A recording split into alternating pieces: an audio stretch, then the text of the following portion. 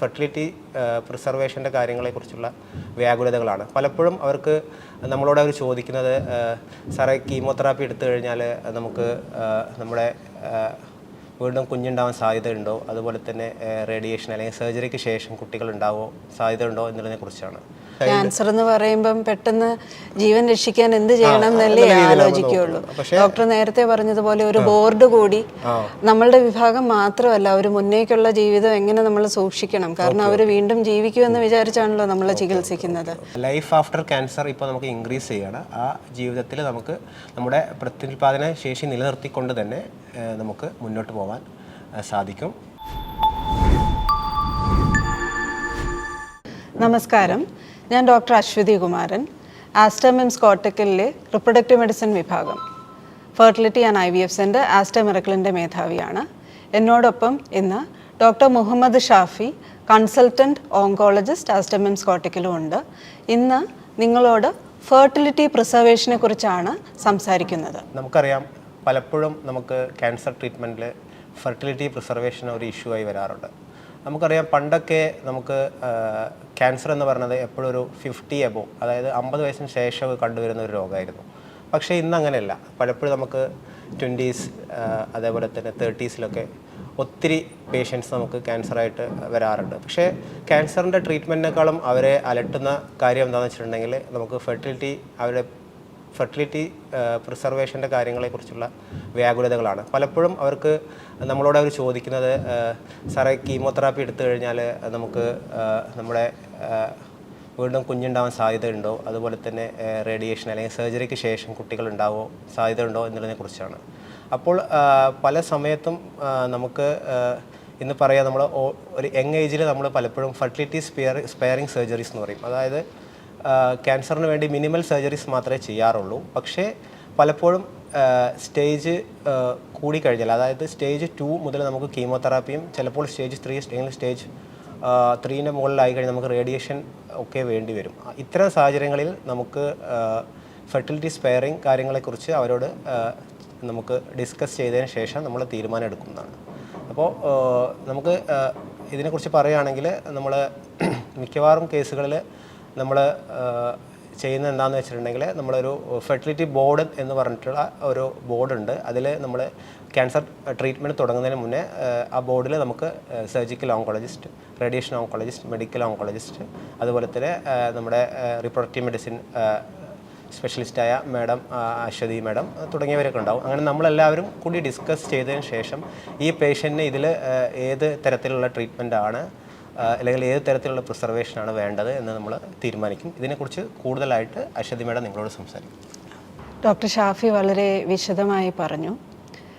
ക്യാൻസറും അതുപോലെ തന്നെ വേറെ ചില അസുഖങ്ങൾ കാരണവും പ്രായം കുറവുള്ള പെൺകുട്ടികളിലും ആൺകുട്ടികളിലും ചിലപ്പം emergency treatments, surgery, chemotherapy, radiotherapy ഇതെല്ലാം പലപ്പോഴും വേണ്ടി വരാറുണ്ട്.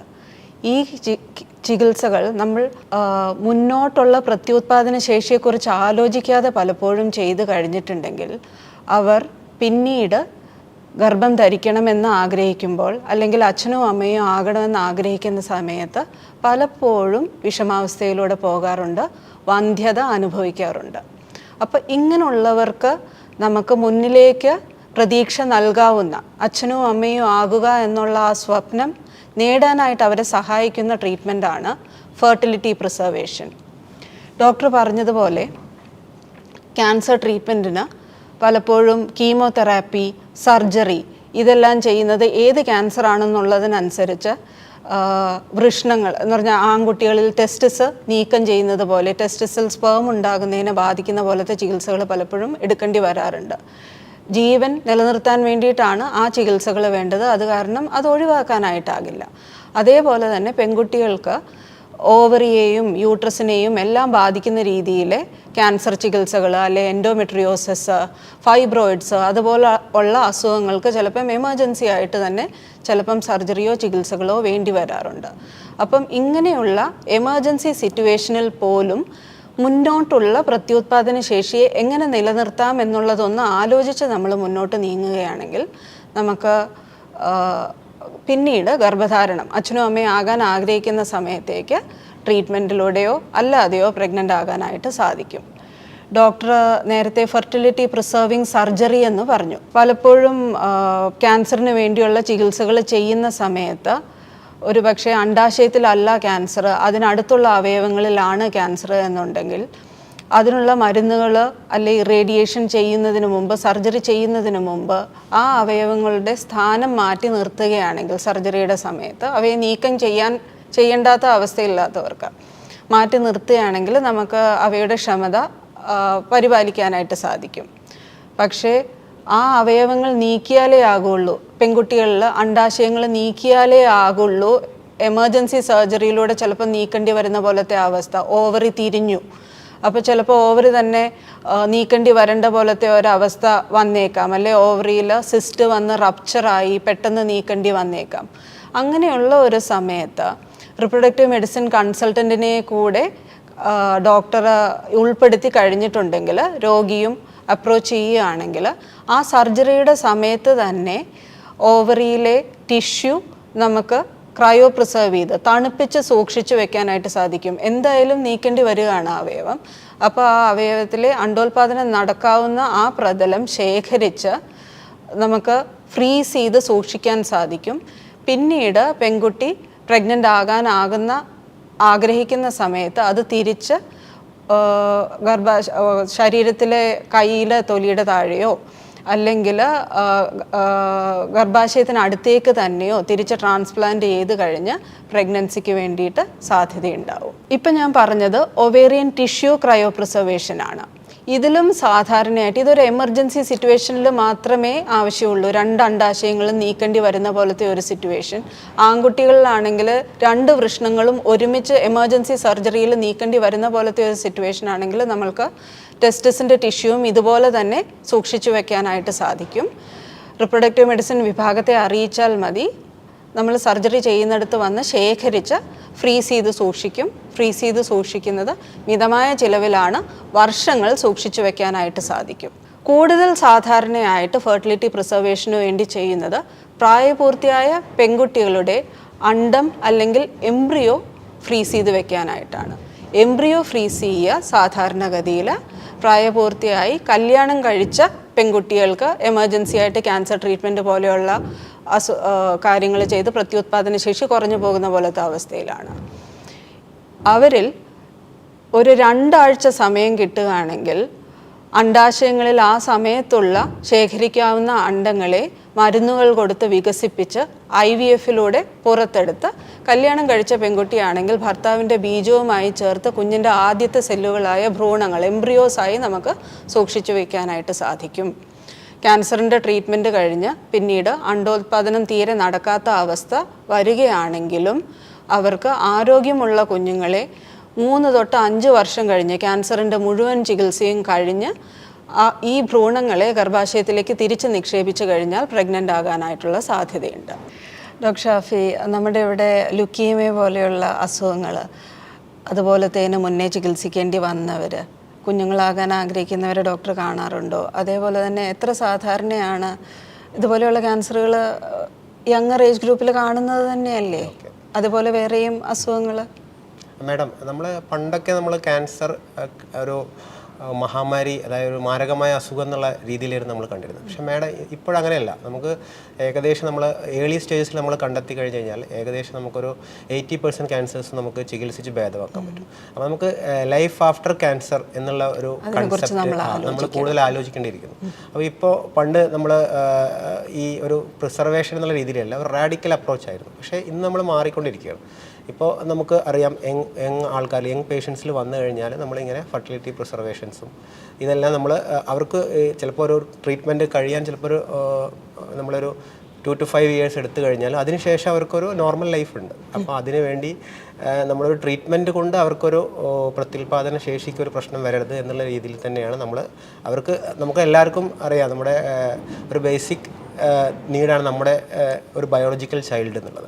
അപ്പോൾ അതിന് വേണ്ടിയിട്ട് നമ്മൾ ഇപ്പോൾ എല്ലാ പേഷ്യൻസിനും നമുക്ക് സെൻറ്റേഴ്സ് ഒത്തിരി കുറവായിരുന്നു. പക്ഷെ ഇന്ന് അങ്ങനെയല്ല, നമുക്ക് അവൈലബിൾ ആണ്.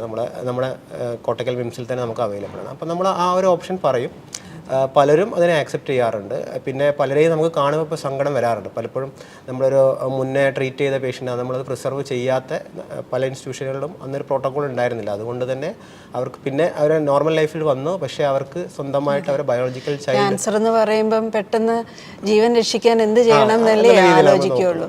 ഡോക്ടർ നേരത്തെ പറഞ്ഞതുപോലെ ഒരു ബോർഡ് കൂടി നമ്മളുടെ വിഭാഗം മാത്രമല്ല, ഒരു മുന്നേക്കുള്ള ജീവിതം എങ്ങനെ നമ്മൾ സൂക്ഷിക്കണം, കാരണം അവർ വീണ്ടും ജീവിക്കുമെന്ന് വിചാരിച്ചാണല്ലോ നമ്മൾ ചികിത്സിക്കുന്നത്.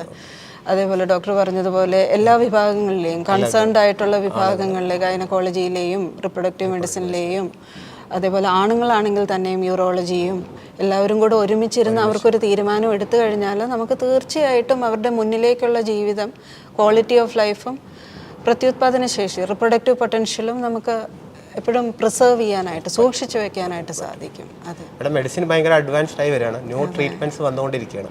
അപ്പോൾ ക്യാൻസർ ട്രീറ്റ്മെൻറ്റിൽ അതേപോലെ തന്നെ ഏറ്റവും കൂടുതൽ അഡ്വാൻസ്മെൻറ്റ് വരുന്നൊരു ഫീൽഡാണ്. അപ്പോൾ മനുഷ്യൻ്റെ ലൈഫ് ആഫ്റ്റർ ക്യാൻസർ ഇൻക്രീസ് ചെയ്യണം. അപ്പോൾ ഒരിക്കലും അവരുടെ ഒരു ലൈഫ് ആഫ്റ്റർ ക്യാൻസറിന് ഒരു വിഘാതമാവാത്ത രീതിയിലുള്ള ട്രീറ്റ്മെൻറ്റ് രീതികളും ട്രീറ്റ്മെൻറ്റ് സിറ്റുവേഷൻസാണ് ഇപ്പോൾ നമ്മൾ കൊടുത്തുകൊണ്ടിരിക്കുന്നത്. എന്നിരുന്നാലും പലപ്പോഴും നമുക്കറിയാം ജേം സെൽസ്, അതായത് gonadal cells most sensitive for chemo and radiation ആണ്.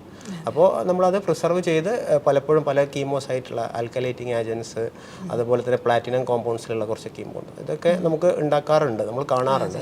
പിന്നെ ചില ഹോർമോൺസ്, നമ്മൾ ബ്രസ്റ്റ് ക്യാൻസറിൻ്റെ ഇതിലൊക്കെ എടുക്കുകയാണെങ്കിൽ നമുക്ക് ചിലപ്പോൾ ഒരു 5 years ഒക്കെ അല്ലെങ്കിൽ 10 years ഒക്കെ ഹോർമോൺസ് വേണ്ടി വരും. പക്ഷേ ഒരു ചെറിയ പേഷ്യൻസ് ആണെങ്കിൽ, ചെറിയ ഏജിലാണെങ്കിൽ ഒരു ഫെർട്ടിലിറ്റി അതിന് ശേഷമുള്ളത് നമുക്ക് പോസിബിൾ ആണ്. നമ്മളിങ്ങനെ അതിനെ നമ്മൾ പ്രിസർവ് ചെയ്യുകയാണെങ്കിൽ പോസിബിൾ ആണ്. അതുപോലെ തന്നെ നമ്മൾ മെയിൽസിൻ്റെ കാര്യത്തിലാണെങ്കിൽ പലപ്പോഴും നമ്മൾ ഹൈഡോസ് കീമോ സ്പേമിൻ്റെ ക്വാളിറ്റിയെയും അതുപോലെ തന്നെ മോട്ടിലിറ്റിയും ഒക്കെ പ്രശ്നങ്ങൾ ഉണ്ടാക്കാറുണ്ട്. അപ്പോൾ അവർക്കും നമുക്കൊരു ബയോളജിക്കൽ ചൈൽഡ് എന്നുള്ളത് എല്ലാവരുടെയും ഒരു ആഗ്രഹമാണ്. അപ്പോൾ അത് നമുക്ക് പ്രിസർവേഷനിലൂടെ ഒരു പരിധി വരെയൊക്കെ നമുക്ക് അത് ചെയ്യാൻ പറ്റും. മാഡം, നമുക്ക് ഗോണാഡൽ പ്രിസർവേഷന് വേണ്ടിയിട്ട് എന്തൊക്കെ മെത്തേഡ്സ് ആണ് ഇപ്പോൾ ന്യൂ മെത്തേഡ്സ് എന്തൊക്കെ അവൈലബിൾ ആണ്? നമുക്കങ്ങനെ ഏജ് വൈസ് ആയിട്ട് ബിഫോർ റീപ്രൊഡക്റ്റീവ് ഏജ് ആണെങ്കിൽ നമുക്ക് എന്ത് ചെയ്യാൻ പറ്റും, ആഫ്റ്റർ റീപ്രൊഡക്റ്റീവ് ഏജ് ആണെങ്കിൽ എന്തൊക്കെ ചെയ്യാൻ പറ്റും എന്നുള്ള മെത്തേഡ്സിനെ കുറിച്ചൊന്ന് മാഡം വിശദമായിട്ടൊന്ന് പറഞ്ഞു. ഓക്കെ, നമുക്ക് പ്രത്യുത്പാദന ശേഷി സംരക്ഷിക്കുന്നത് ആൺകുട്ടികൾക്കും പെൺകുട്ടികൾക്കും നമുക്ക് ചെയ്യാവുന്നതാണ്. ആൺകുട്ടികൾ അവർ പ്രായപൂർത്തിയാവുന്നതിന് മുന്നത്തെ പ്രായത്തിലാണെങ്കിൽ അവരുടെ ടെസ്റ്റിക്കുലർ ടിഷ്യൂ ശേഖരിച്ചു വെച്ച് അതിൽ നിന്ന് ബീജം പിന്നീട് കിട്ടുമോ ഇല്ലേ എന്നുള്ളത് നോക്കുന്നതാണ്. ആണുങ്ങളുടെ ബീജം ഒരു 6-7 സാമ്പിൾ, കൂടുതൽ സാമ്പിൾ നമുക്ക് കിട്ടുകയാണെങ്കിൽ അതായിരിക്കും ഏറ്റവും ഉത്തമം. സർജറിയോ വൃഷണങ്ങൾക്ക് ടോക്സിസിറ്റി വരുന്ന രീതിയിൽ ട്രീറ്റ്മെൻറ്റ് എടുക്കുന്നതിന് മുന്നേ. പ്രായപൂർത്തിയായ ആൺകുട്ടികളാണ് ശുക്ലം പുറത്തേക്ക് വരാനായിട്ട് പ്രയാസമൊന്നും ഇല്ല എന്നുണ്ടെങ്കിൽ സമയം അനുവദിക്കുമെങ്കിൽ ബീജം തന്നെ ശേഖരിച്ച് സൂക്ഷിച്ചു വെക്കുന്നതാണ് നല്ലത്. ബീജം ക്രയോ പ്രിസർവേഷൻ, ലിക്വിഡ് നൈട്രജനിൽ സ്റ്റെപ്പ് വൈസ് ആയിട്ട് ഫ്രീസ് ചെയ്താണ് സൂക്ഷിച്ചു വെക്കുന്നത്. വർഷങ്ങൾ അത് ആരോഗ്യത്തോടെ ഇരിക്കും. പിന്നീട് അത് സ്ത്രീ ശരീരത്തിലേക്ക് നിക്ഷേപിക്കുകയാണെങ്കിൽ ഗർഭധാരണത്തിന് സാധ്യതയുണ്ട്. ഇത് എത്രത്തോളം ഏത് രീതിയിൽ ഗർഭധാരണം നടക്കണമെന്നുള്ളത് ബീജത്തിൻ്റെ ആരോഗ്യം, കൗണ്ടും മോട്ടിലിറ്റിയും പോലെ നിൽക്കും. നല്ല ആരോഗ്യമുള്ള ബീജമാണ് നമ്മൾ ശേഖരിച്ച് വെച്ച് സ്വീകരിക്കുന്നതെങ്കിൽ സിമ്പിൾ ട്രീറ്റ്മെൻറ്റ്സ്, ഭാര്യയിലേക്ക് ആ ബീജം നിക്ഷേപിക്കുന്ന, ഗർഭാശയത്തിലേക്ക് നിക്ഷേപിക്കുന്ന ഇൻട്രായൂട്രൈൻ ഇൻസെമിനേഷൻ IUI എന്ന് പറയുന്ന ട്രീറ്റ്മെൻറ്റ് ചെയ്തു കഴിഞ്ഞാൽ തന്നെ പ്രഗ്നൻ്റ് ആകാനായിട്ട് സാധിച്ചേക്കാം. ബീജത്തിൻ്റെ എണ്ണവും ചലനശേഷിയും കുറവാണെങ്കിൽ അണ്ടവും ബീജവും ശരീരത്തിന് പുറത്തെടുത്ത് ഒരുമിച്ച് ബീജസങ്കലനം ചെയ്ത് ഭ്രൂണത്തെ ഉള്ളിൽ വയ്ക്കുന്ന IVF ട്രീറ്റ്മെൻറ്റിലൂടെ പ്രഗ്നൻസി ആകാനായിട്ട് സാധിക്കും.